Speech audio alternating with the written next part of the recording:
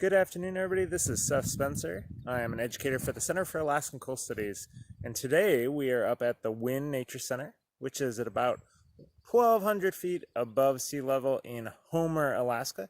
And the reason I mention that is that it is March 17th, and while it's supposedly spring, there's still quite a bit of snow up here at the Wynn Nature Center. And today we're going to be talking a little bit about how animals might survive winter here in Alaska, and how we might know that they're even around. So hopefully you can join us over the next little bit as we explore the Carl Wynn Nature Center.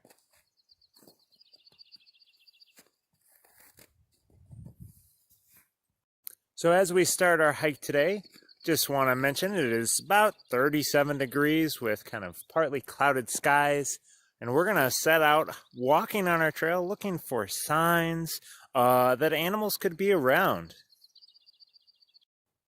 So we're going to start our hike here in a moment, but we're going to really focus on looking for signs that animals might be around and talking a little bit about why being in Alaska might be actually hard for a lot of these animals. And so we're going to be thinking about some of the adaptations or changes over time that some of these animals might have to deal with. And before we start any hike, when we're looking for animals, we have to talk about what animals we might actually have a chance of seeing today.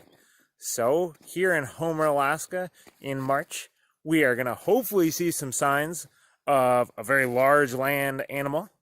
You are correct, the moose. We might also see signs of animals such as our red squirrel, our snowshoe hare, possibly a red-backed vole or two. Of course, our ermine or short-tailed weasel.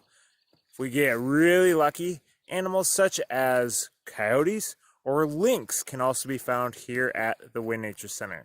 So we are going to get ready and head out on our trail. So we were just talking about signs of animals that we might be able to see, but it is also really important to think about the animals that we might be able to hear as we go. So I'm going to just stop and we'll see if you can hear any of these animals.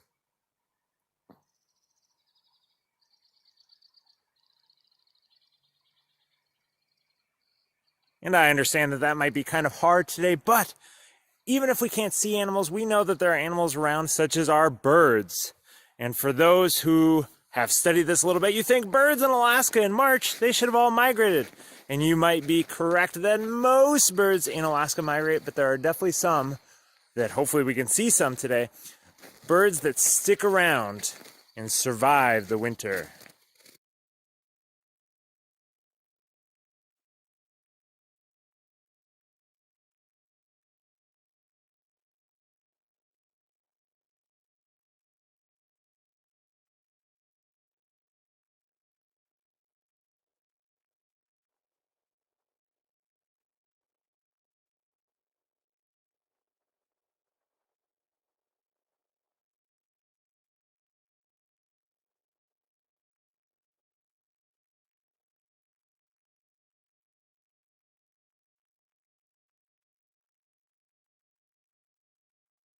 Out.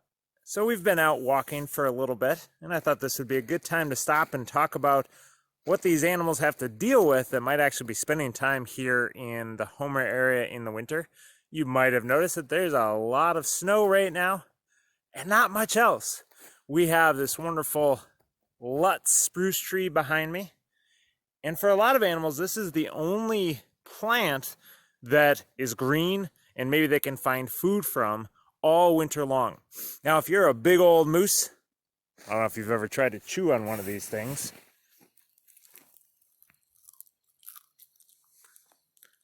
Kind of prickly, not a lot of flavor, not a lot of nutrition for that moose. So we'll talk a little bit about what those moose actually are probably eating most of the winter. But if you're a bird or a squirrel, you're not spending your time down at the bottom of the tree. You're way up at the top. What are you getting up there? You are getting the spruce seeds out of our wonderful spruce cones. And I'll try to show you some of these right here. We have our wonderful spruce cone.